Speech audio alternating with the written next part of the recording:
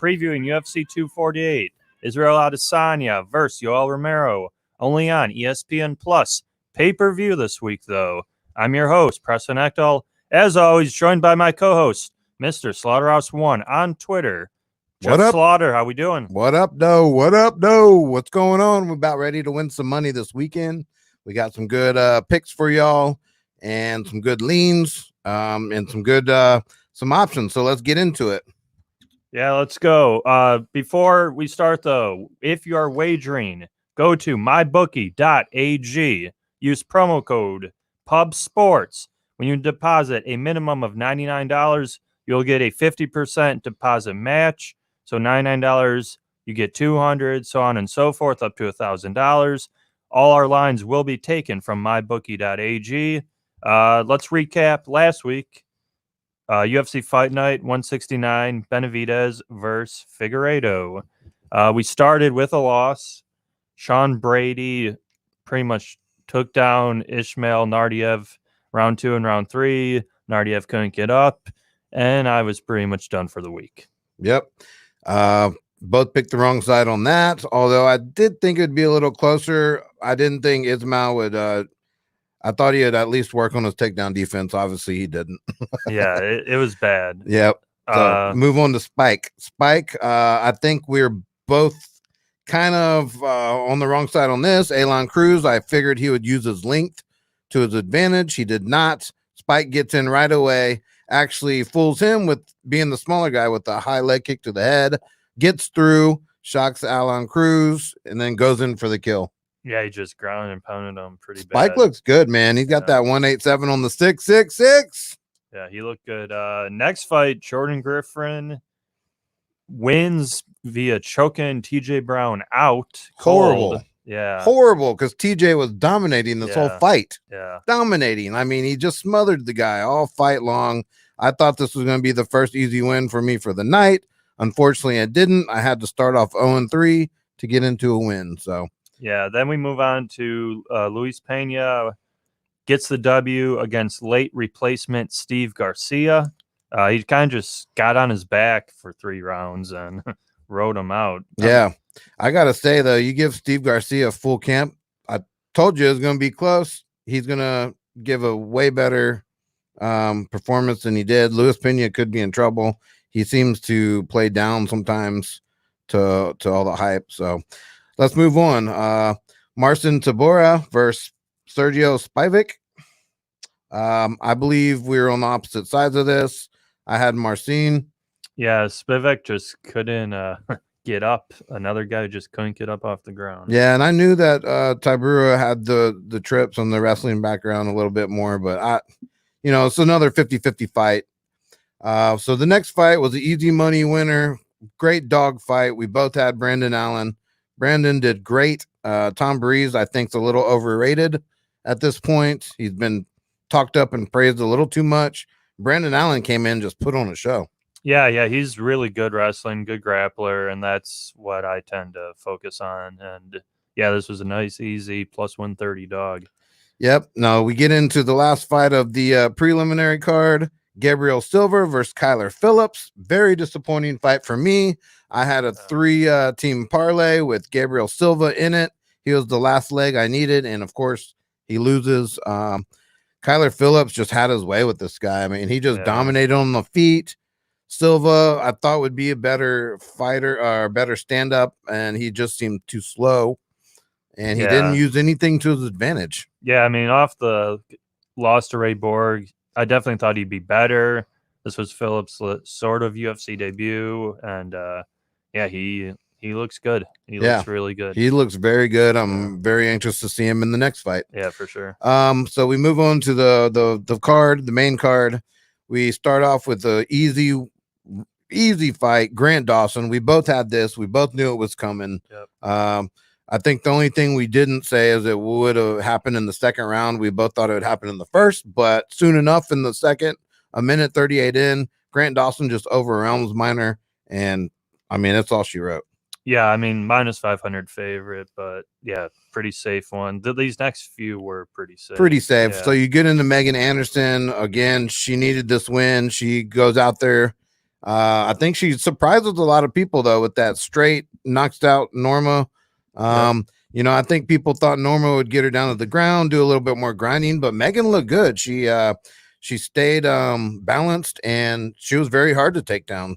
She actually Dermont kind of gave up on the takedown in the one exchange, and that's when Megan stood up and just popped her right in the face and threw her down. Yeah, this was a de facto who's going to fight Amanda Nunes type card. We previewed that last week between Anderson and Spencer, and we'll get to who actually got that fight. Yep. Okay, so the next fight was kind of a dud. This was a bullshit fight of the night. Refs made a bad decision. Kubaleva versus let's see. Kubaleva, we all know how this goes. Early stoppage, 38 seconds in. Kubaleva's doing something weird with his head, like wobbling. Like I think he's trying to bait in Ankalev, and of course, I guess the refs thought otherwise. Yeah, but I guess the good thing is they are rematching UFC 249. Khabib versus Ferguson, so that's next month. So they're running it right back. Yep. So. Well, that's probably even worse for Kutalebra being on that card with all the other dominating Russian wrestlers and stuff. Yeah. Anyway, but Ankalev looked pretty sharp from the get-go. He was throwing punches. He was moving forward. I mean, there's only 38 seconds we could have. Right. And Kubaleva was, again, like we said, wild, throwing haymakers. The problem is, if he lands one of those haymakers, the fight could change like that. So we're really anxious to see what happens in the next fight. Move on to Felicia Spencer versus Sarah dos Santos. Nothing there for me from Santos. She's just bottom of the barrel. She looks like she'd have everything you'd want in a fighter, but she just doesn't have the skill. Felicia put her down and just ground and pounded. I think we both said that. Yep. Yeah, that was a pretty easy one. Yep. Pretty easy fight. KO. I mean, that was a what, minus 800, minus 700 fight. Like minus 800. Can't really lay that, but we went the under first round match, and you got some value. And we move on to the main card. Preston, I'll let you take this one over. So Davidson Figueiredo, as we said last week, unfortunately he missed weight, so he was not eligible to win the title. Only Benavidez was. First round was pretty close. Both guys were swinging hard shots, but Benavidez was putting himself in way too much trouble. And second round, same thing kind of happened. They're swinging. Benavidez rushes in, gets cut on his head. Couldn't see. Was wiping the blood off. Figueiredo hits him with a straight right down the pipe, knocks him down. Couple punches on the ground, finish him. He's knocked out, and Figueiredo gets the win. But because of the controversy with the weight, and now they're saying the cut and headbutt, it looks like another fight that will be getting run back, probably early summer. Yeah, and I don't agree with this at all. I think the same outcome is going to happen. Figueiredo is just too good of a stand-up striker.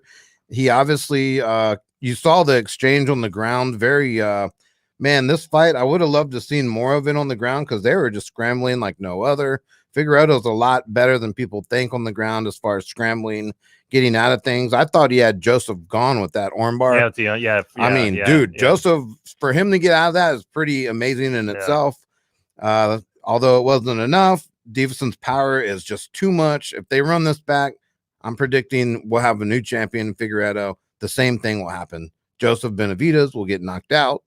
He's not as fast as he once was. He comes in, he throws these big hooks, and that just leaves a wide opening for a straight down the middle. Same thing's going to happen. So that's that. We're going to move on to the main event of this Saturday night, UFC 248. I know a lot of people are excited for this card. It's pretty interesting. It's a pretty interesting card. Do you have any Yeah, so we just got a confirmation. Yoel Romero took a while to weigh in, but thank God he did make weight.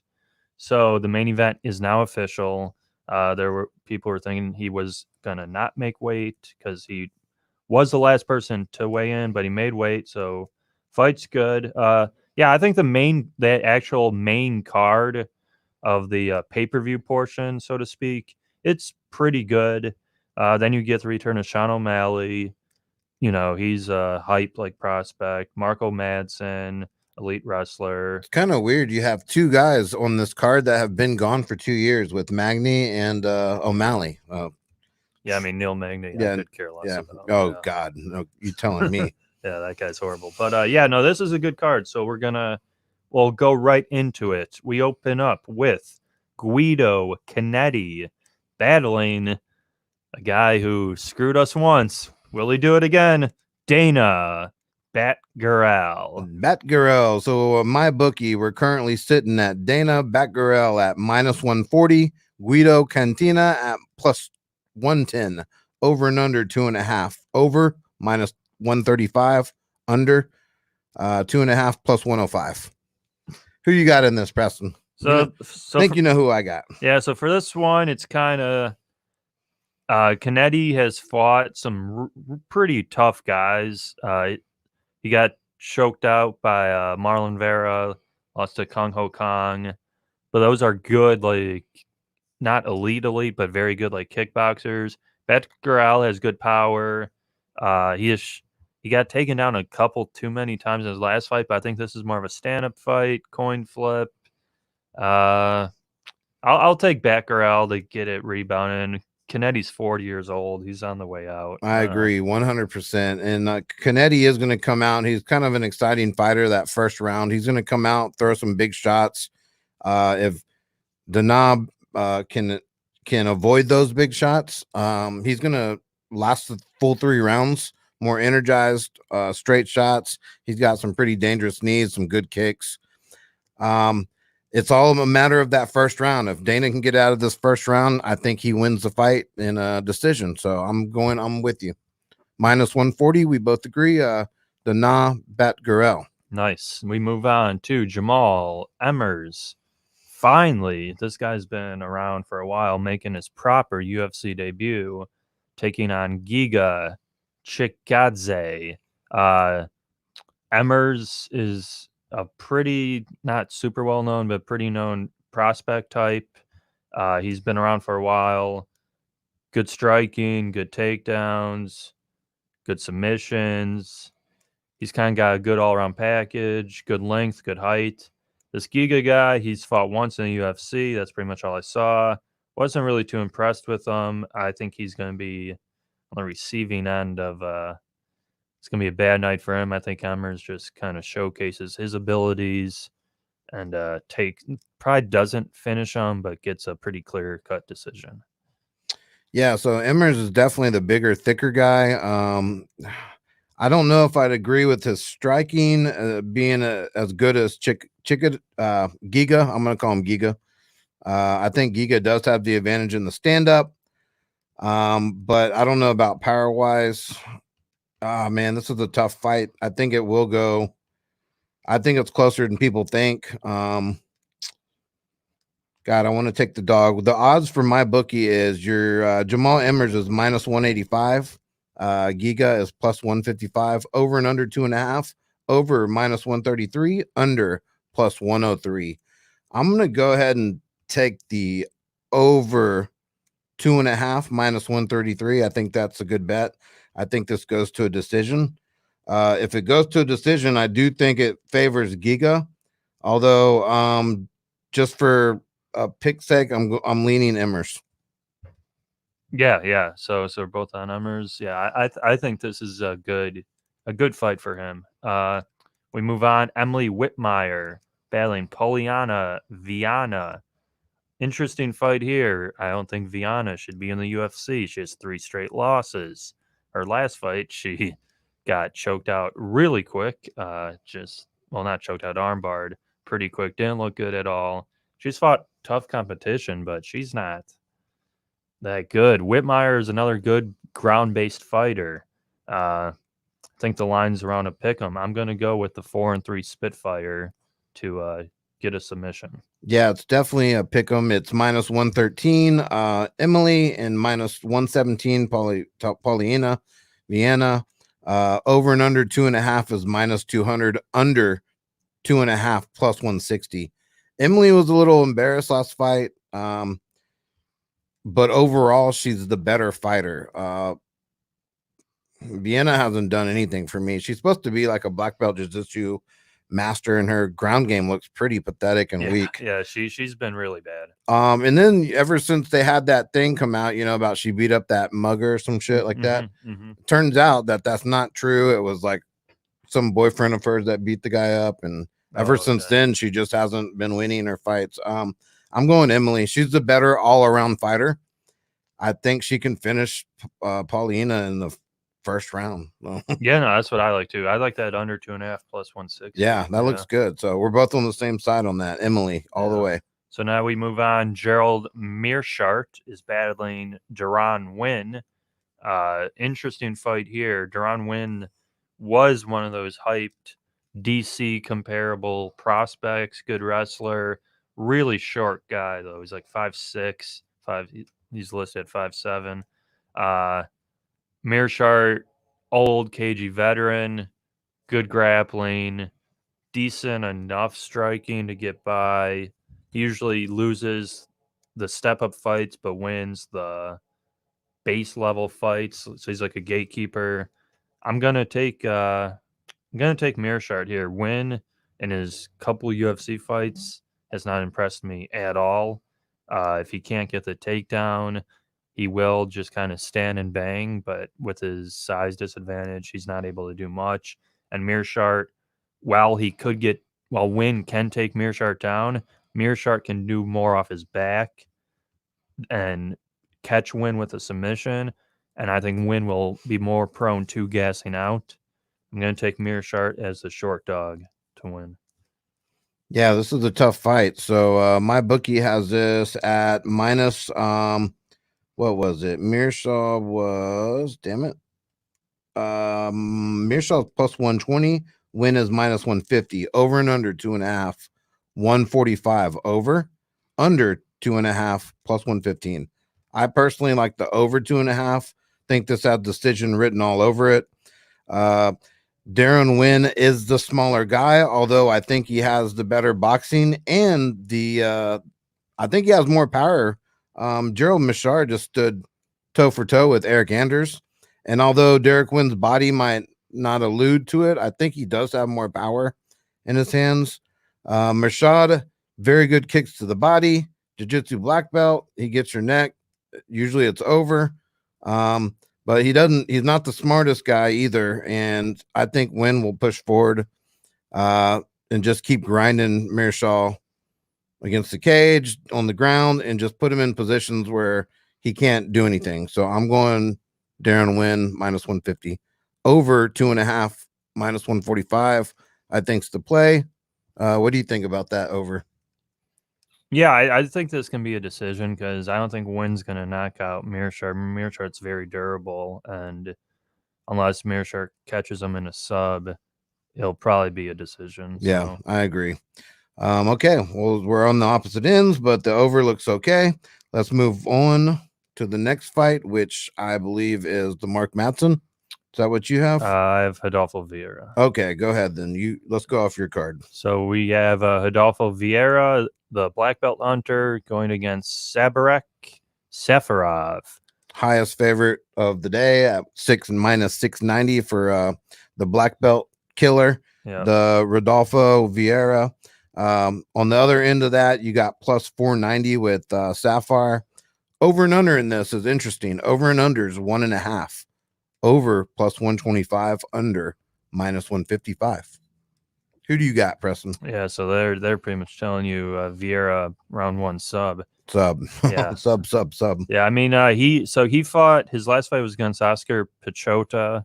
Oscar Pichota, I probably rank a little higher than the Safarov guy because he has better grappling and have you seen Sapphire? Do you remember like some of the dirty antics he's pulled in the past? Yeah, he's a dirty fighter, dude. Yeah, he's a classic, Russian, dirty, like poking guys in the eyes, holding on to the fence. He pushed a ref. He knocked someone out at a weigh-in once. Dirty ass guy, not very good though. Yeah, no, he's gonna get taken down and just controlled until he gives up his back and choked out. Vieira round one. Yep, I think we're in total agreement. This as easy as you can get. the black belt killer, is too good. It's going to go straight for the ground, and the submission, and you're in so far as done. Yeah. So we move on to Olympic medalist Mark O. Madsen in his second UFC fight, going against Austin Hubbard.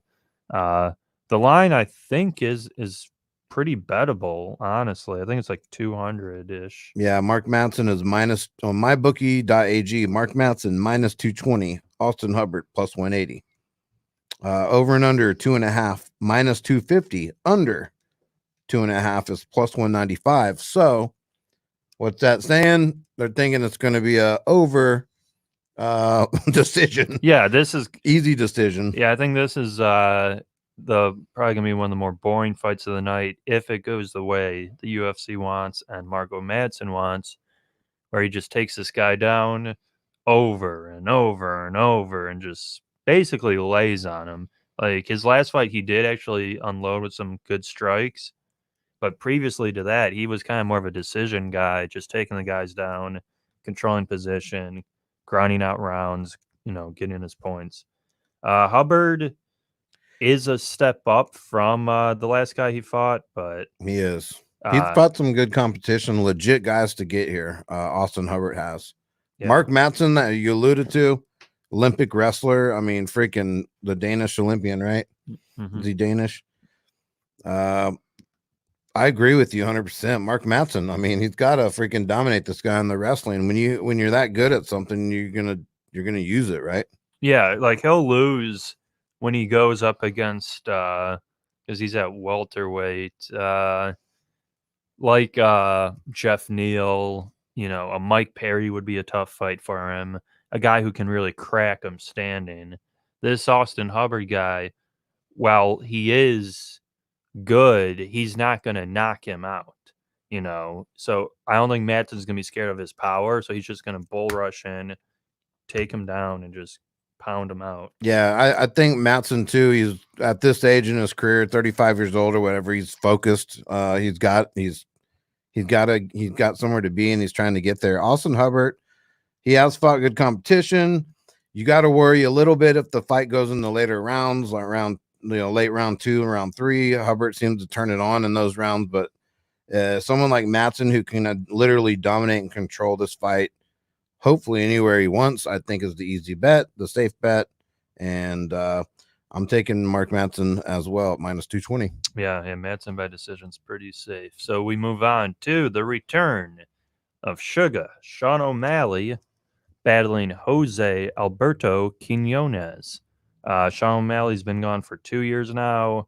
He got suspended by the USADA, I think, for picograms, or whatever. But he's been tested 6 times, I heard, for this training camp alone. Passed every test. So he's clean, and he's back. Heavy favorite, though. Yeah, he's a very heavy favorite, minus 375 for Sean O'Malley. On the other side, Jose is plus 300. Over and under 2.5. Over minus 105. Under minus 125. What do you think? I think Sean O'Malley, I mean, I don't see any value in betting this necessarily. Because shaking off the rust after 2 years could be an issue. And Jose's no slum fighter. He's a good fighter.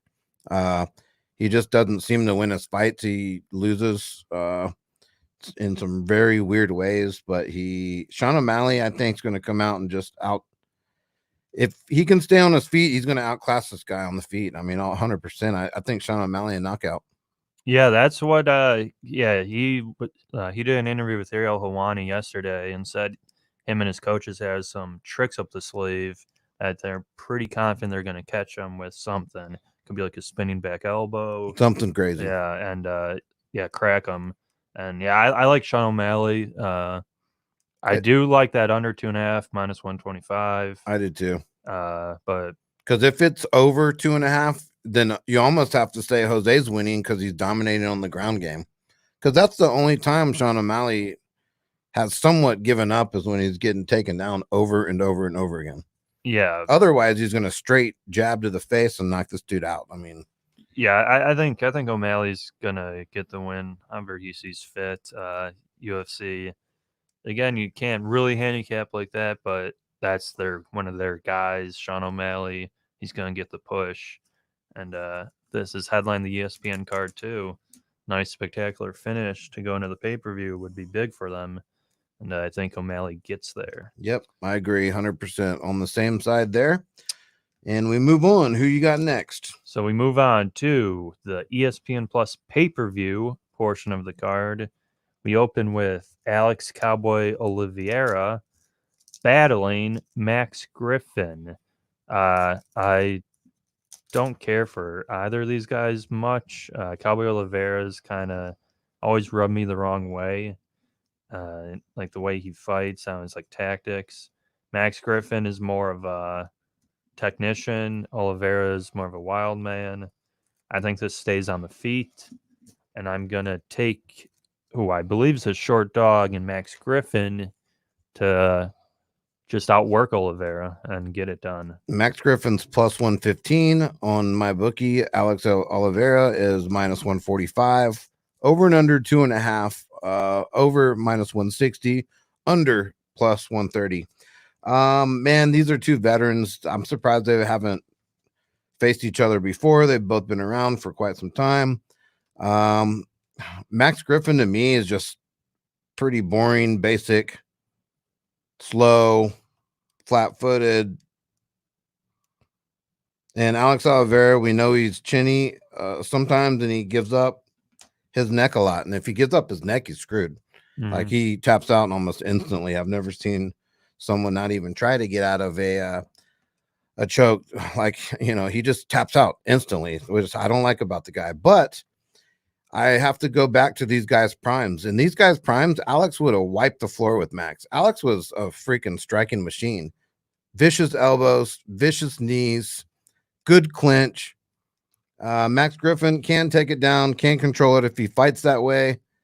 I don't know that he will. I'm going Alex minus 145. Cowboy needs a bounce back here. Yeah, I mean, this could be a loser leaves the UFC match because he's off 3 straight losses. Griffin is 1-3 his last 4. So very well could be. Yeah, both need the win. Yep. So we move on to Neil Magny, the return of this guy. Jesus. Battling another guy who's caused pain financially to me, Jingling Lee. Jingling. Yeah, the leech. I'll just go with the leech. Yeah, the leech. I like Jingling Lee in this one. I'm just going to go out and say it. Jingling Lee, minus 185. I don't think he's going to lose. It's got good kicks. He's all around, to me, a more powerful, stronger fighter. We've seen him get dropped in some fights, but he can get back up. Neil Magny, on the other hand, hasn't fought in 2 years. The guy has no legs. He gets fucking kicked a few times in the legs. He's done. His little jab and side kick shit is not going to work anymore. And I just can't stand Magny. Yeah. Like, I do not like him. I don't think he's that great, nor is he that durable. He kind of weasels his way out of, he like gets into it, gets hurt, runs around the ring the whole time, eludes a lot of damage because he is running a lot of times. Mm-hmm. And I just don't like the guy. I think Jing Lang wipes the floor with Neil Magny. Honestly, I think he just comes out and runs over the dude. Yeah, I'm in pretty much agreement. I think Magny's gonna try to clinch with Lee, grapple a bit. Lee just has to probably survive that first round, and then the damage will wear on Magny, and eventually Magny's gonna get caught over and over. He might last a decision, or he might get dropped in the 3rd round. Either way, standing, I think it's pretty obvious. The leech has it, and I'm gonna side with the leech to get it done well. All right. That's what we like to see. 185, get on them. Yeah, now we move on to Beneil Dariush battling Jakar Close. Another, like, these 3 pay-per-view fights are all kind of similar, they feel like to me. Yeah, they are, and they're very freaking, to me, they're kind of hard fights. This one's particularly harder than the others to me. You got Dariush at minus 170, comes in as the favorite. Close is plus 140. Over and under 2.5, minus 165 for the over. under 2.5 is plus 135. Go ahead. I'm gonna let you go first because this one is I'm gonna need a little convincing. I'm torn on this one, to be honest with you. Yeah, so Close, he's been on a nice solid run here. 3 straight wins. I picked against him his last fight because the guy he fought I thought would be a better striker and grappler, but Close ended up just slamming him over and over and pretty much riding him out and took him down. Close is more prone. Actually, both guys are prone to it too. Both guys will get into firefights, like stand, trade, and bang. Dariush against Drew Dober, he got clipped, dropped, could have got finished in the first round. Weathers the storm. Second round comes, Dober's gassed, takes him down, finishes him. That wins looks better and better every month, basically. Easy fight for him. Took down Frank Camacho, choked him out. Easy win for him. I think Dariush overall has the better game. He's the better fighter, but Close is the better wrestler. If Dariush is content on staying on his back and doesn't make a move to get up, as we saw with Nardiev last week, Close will ride him out and win the decision. I think this is a really, really tough fight. I will take Close to ride him out on the ground because I also think Close has a little more pop in his punches and maybe not knock him out, but Dariush is a little bit chinny. Dariush is a little bit chinny. You're right. Yeah, so it's a tough one, but I'm gonna take Close as the dog. Close as the dog. Okay. Dariush, like Preston said, is a little chinny, although on paper, this guy, I mean, not even on paper, on any level, he outclasses Close besides probably the wrestling. I mean, dude, he's a freaking phenom, but his problem is he gasses quick. And he hasn't fought anyone like Close, who is a freaking beast, like a bully almost, where he's just gonna push forward and bully you around. Mm-hmm. This is like, man, if Dariush can get Close in the first round by like, and Close gives up his neck, I could see that happening. But I got to go with you. Close is going to outbully this guy 100%. I think he takes it. I think he takes it to a close decision. I think Close wins in a close decision. Yeah, that's pretty much where I'm leaning to. So plus 140, over 2.5, minus 165. I'm just the same thing as last week. Close has to just wrestle this guy around, avoid that first round choke out. Dariush will gas. During this last camp, I just read that Dariush did just get married. So you got to wonder how that affects him. How much time did he take off? Did he go on his wedding moon? Blah, blah, blah. I mean, just little things like that. You never know. So I'm going to go with Close all the way. I think he outbullies this guy, and he's just too big and too strong. Yeah, I agree. So we move on. Co-main event. This fight's been getting a lot of hype, especially this week. Weili Zhang battles Joanna Jędrzejczyk. Zhang, I think, still around 2-1. Yeah, Weili Zhang is minus 210, and Joanna is plus 170. Over and under 4.5. Over minus 135, under plus 105. Yeah, another pretty tough fight because if you just want to go technical kickboxing ability, I think Joanna is better, but Joanna did get dropped and finished by Rose. Zhang looks like she can knock anyone out in the division. She ran right through Jessica Andrade her last fight. And that was a little weird though, because Jessica Andrade did close her eyes and throw 2 monster hooks and just basically get wiped out. Like Joanna's never gonna do that. She's never gonna throw 2 monster hooks right off the bat. This is close though, like you said. I mean, what do you think? What do you think this comes down to? The power of Zhang? Yeah, I think what's gonna happen is it's if Joanna gets too close to her and lets Zhang not elbow her, but just muck it up, make it a dirtier fight. And if Joanna she won't gas really, but if she's getting beaten up to the body and face by Zhang, it'll look easier for Zhang to win the rounds and win the fight. But I'm going to go with the former champ. I'm going to take the dog here. I'm going to take Joanna. I think she survives the first 2 rounds. If she survives those 2 rounds, round 3, 4, 5 will be hers. She sticks to her game plan. She kickboxes. She just keeps her at distance. She wins a decision, gets her title back. Faces Rose and loses again. And that's probably what's going to happen, because that is going to be my next large wager. That's right, not the Khabib Ferguson fight. Rose over Jessica Andrade. Might be going to Vegas for that one. Oh man, this one's tough for me. Zhang definitely has the power advantage. She's quick. She's super quick. Joanna has everything else. She's such a. This is by far the biggest test for Weili Zhang.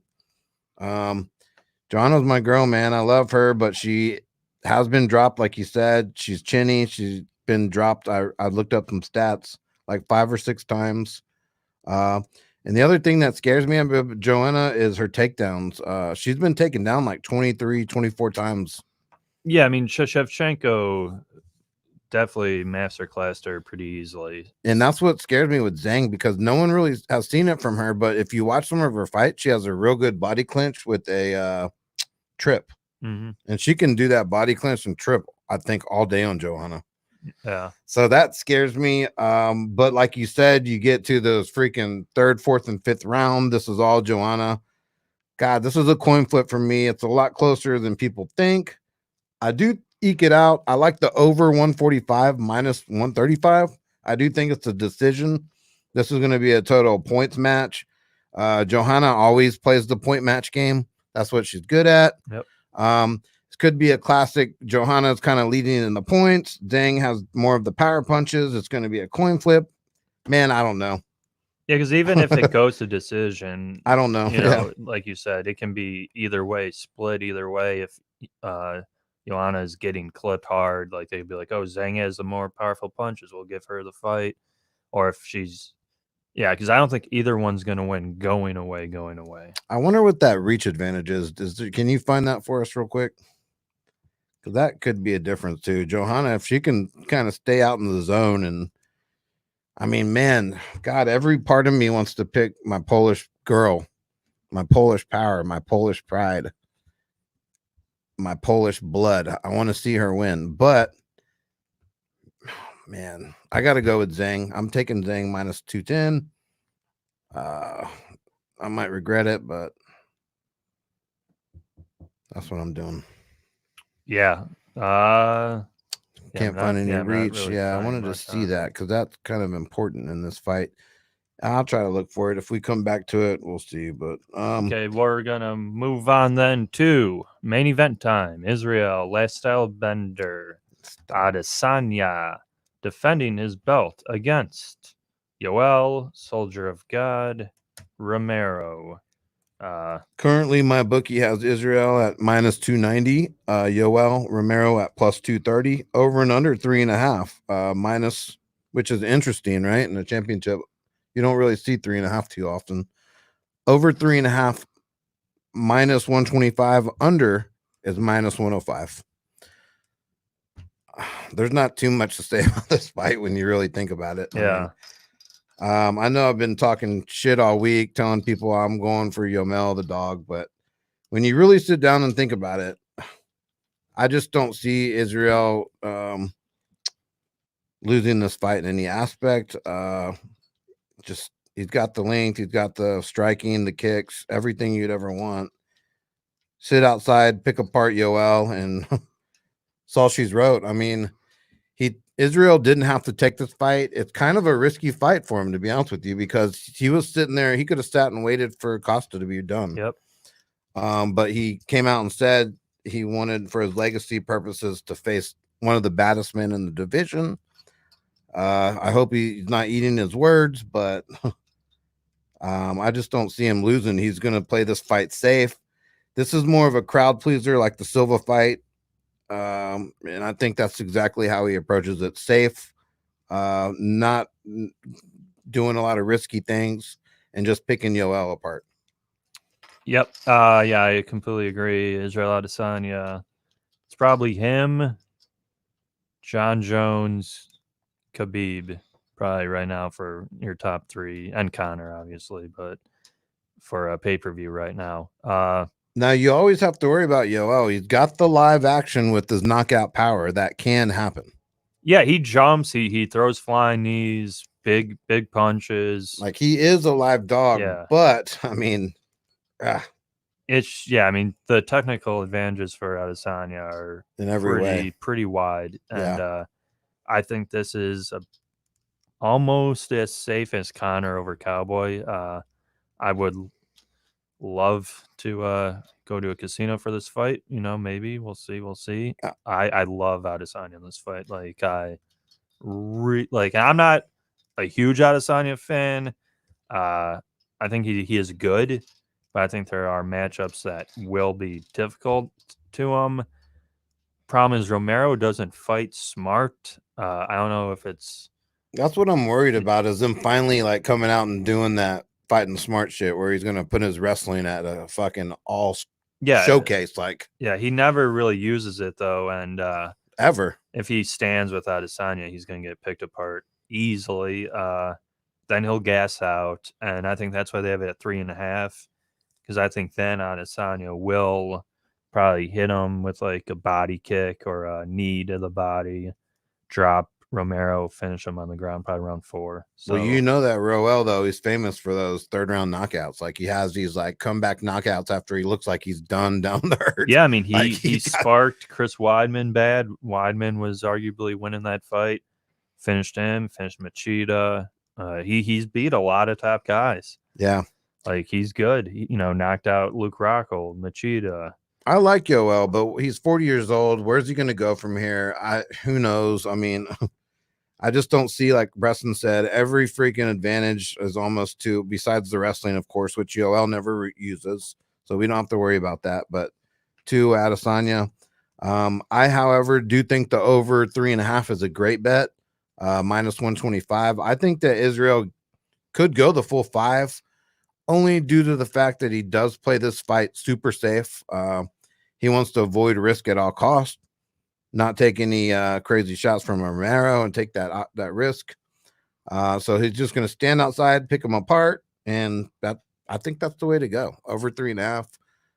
Israel for sure, in my opinion, is going to win. I mean, I don't see any other way. I tried to find ways for Romero. I like betting on dogs in the main event. They come in. Yoel is one of my favorite fighters, but he's just not that. He doesn't fight smart enough, I think, against Israel.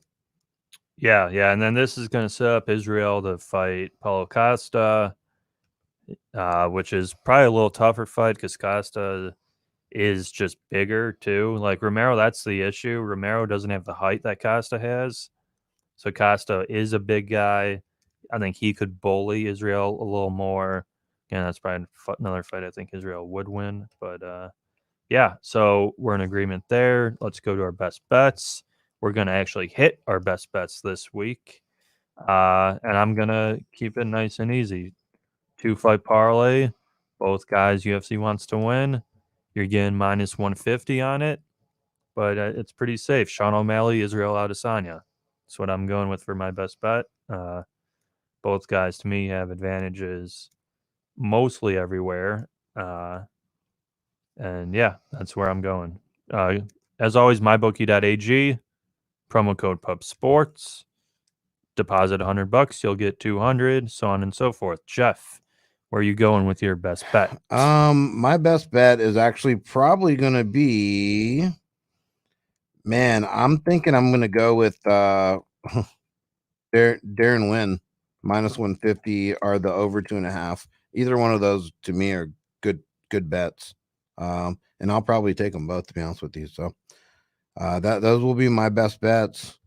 Outside of the obvious Israel and all the high favorites, of course, Sean O'Malley, but you parlay a couple of those together like Preston's doing, just as good. It'll bring your juice down and give you a chance to win some money. So Hope you all enjoyed the show. For sure. We'll do a little recap. Maybe we'll hop on tomorrow sometime just to kind of say hi. We want to thank our sponsors again, Natural Heights, 1880 Nacogdoches Road, San Antonio, Texas, 210-592-1060. Go visit those guys. They're great guys. If you suffer from stress, anxiety, joint pain, PSD, insomnia, any of those things, go see them. They have what it takes to get you better. And I want to thank MMA Form Guy, Form Guides on Twitter. Go see them at MMA Form Guide. He helped us out a lot. He gives us Twitter forms to fill out the fight cards with. For sure. And then, as always, we're here live in San Antonio at Southtown 101 Bar and Grill. If you're in the San Antonio area tonight, it is First Friday. So people will be out. Nice 75-degree day. Come on out, guys. Bar opens 3 p.m. Gonna have a good night. And as always, we'll be back next week. Another card, more money to be made. Rock and roll, baby. Let's go.